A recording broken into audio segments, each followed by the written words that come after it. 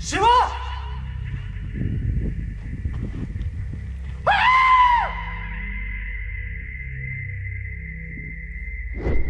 Temples. What's there inside? Just a stone, is it? Let's forget that it's God for some time. Let's talk science, okay? Let's look at the stone as a stone. Keep your gods aside for a while. I'll tell you the basics, listen. If you look at the temple structure, deep inside the sanctum sanctorum, all you will find is a stone. 6 to 7 feet or 9 feet, including the pedestal, etc. A whole lot of people are ridiculing why this much decoration to a stone. What's there in it? How can you worship this dumb stone as God? To all the idiots who are ridiculing idol worshipping, let's talk science, okay? What is it? It's a rock. What is rock? Rock is made up of metals and minerals. If you go to a valley and shout something, what does the rocks do? It will give you an echo.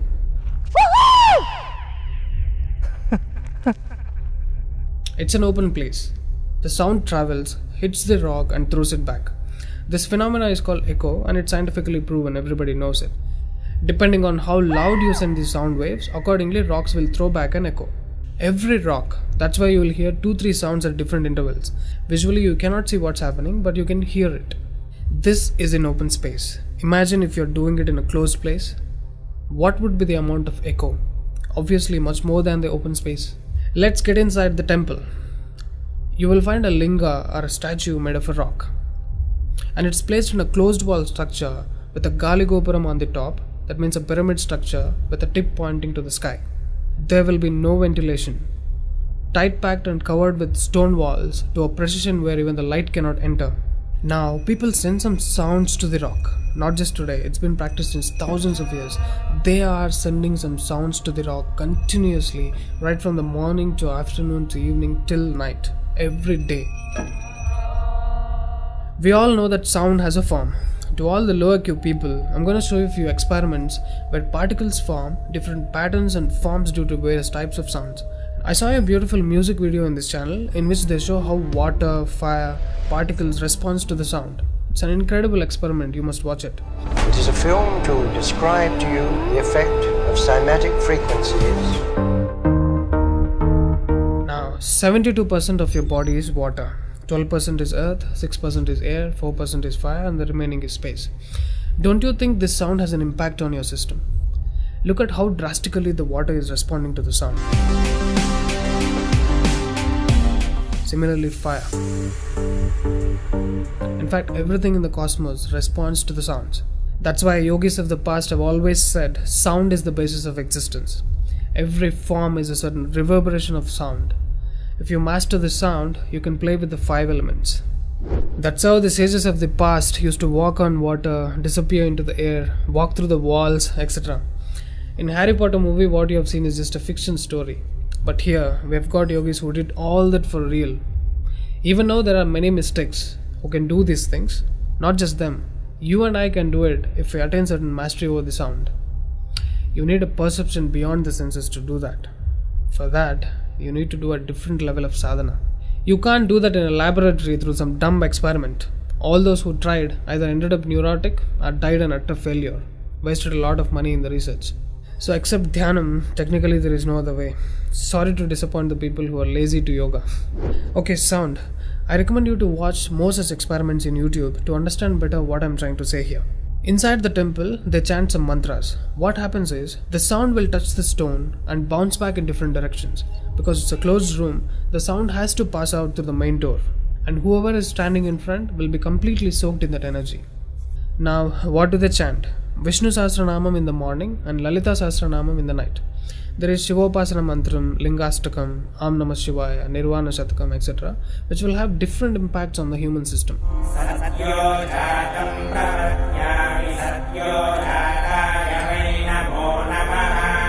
I really wanted to check what impact these sounds have on the human system. So I went to a neurosurgeon to really experiment and document the impact of these sounds on the human brain, the human system. I took my friend Rahul for the EEG test. It's called electroencephalography, where you can see the brain activity, the activity of the nervous system of a person on a computer.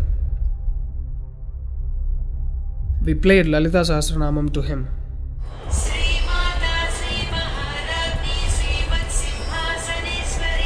Rahul, relax your face.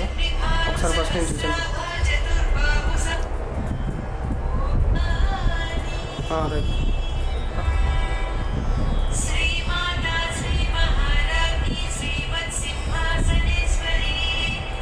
The kind of parasympathetic differences that he's getting is anonymous. Oh my god, then I understood. These sounds are engineered in such a way that the rhythm of the chant will go inside your parasympathetic nervous system and will put you into deep sleep within 3 to 5 minutes. First thing is, the chant is some thousands of years old. How could these ancient sages know that these sounds impact the parasympathetic nervous system? This they do it in the night. And in the morning they chant Vishnu Sahasranamam, the 1000 names of Bhagavan Vishnu. And again, these sounds are engineered in such a way that it will wake you up to a peaceful and refreshing state of mind. I'm sure most of you are suffering with painful wake-ups, with such an irritated mind that you can't sleep and you don't enjoy waking up. If you listen to Vishnu Sahasranamam in the morning, it will clear all these clutches in the brain and you will be super fresh when you wake up. Even today you can go and check in Tirupati temple. They will chant Vishnu Sahasranamam in the morning and Lalita Sahasranamam in the night. This is a clear science evolved and being practiced in temples. Even now in most of the temples they're still doing it without knowing why they're doing. I went and asked one of the priests in my hometown. He said, no, they're doing it since so many years. Or they will say something like, it's good for your health, you will get money, pregnancy, etc. This is one more reason why temples are ending up in ruins here. There is no one to talk about the science behind it. Why sounds and why the rock? So they call this rock as God, and when you chant for God, their idea is to benefit the human beings living in the city. It's a free service. Will your doctors treat you for free? But these temples are doing it for free since ages. But now these temples are under attack. It's time to free them from government's control. Temples' properties are being looted. They think too much of gold is available there. You know what? The temple design is such. There will be a Dvajastambam, which is made of some metal, usually gold or copper. Brass is a good conductor of sound, gold is an excellent conductor of electricity, and it has higher receptivity of the energy. To all the idiots who are worried about so much gold being used in the temple construction, just smack them with this video. This is a clear science and most sophisticated engineering that even the modern science has no clue of. There is much more to the design of the temple. The design is such, the energy waves reverberated by the gopuram will pass straight and touch the antenna kind of arrangement here and stored in the energy format. People are supposed to touch it. A lot of people touch their heads without knowing why they are doing it. And then you're supposed to walk into the space which is filled with this energy transmitted by the rock inside. Doesn't matter whether you're a Muslim, Hindu or a Christian, you can't escape the energy. You'll be basked in the glory of that energy. You can actively feel the difference after you pass through the path. And this design is not there in a mosque or a church. Not just church and mosque, any sort of engineering on the planet cannot beat the engineering of a temple. It's incomparable. How many of you are aware of these sciences? Now what do you call the idiots who ridicule idol worshipping? Do you think they have got brains? Those who are urinating on the idols and those who are inspiring people to demolish temples, do you think they qualify to be human beings? The animal nature is still alive in them, or they must be living evils. Let me not end it here. I wanted to give it furthermore. Modern science is still in infancy when compared to the science and technology used in temple construction. I'm sure you watched Praveen Mohan's channel. He has done a mind-blowing work on temples. Watch these videos, you will get to know things which modern science has no clue of. These were constructed thousands of years ago. What was taught in your schools and universities in the name of science is a ridiculous crap. Today is a generation of idiots who do all kinds of drink and drug to put this body into sleep. What a circus they do. Any drunkard on the planet is a certified fool because you're ruining the system in order to rest it.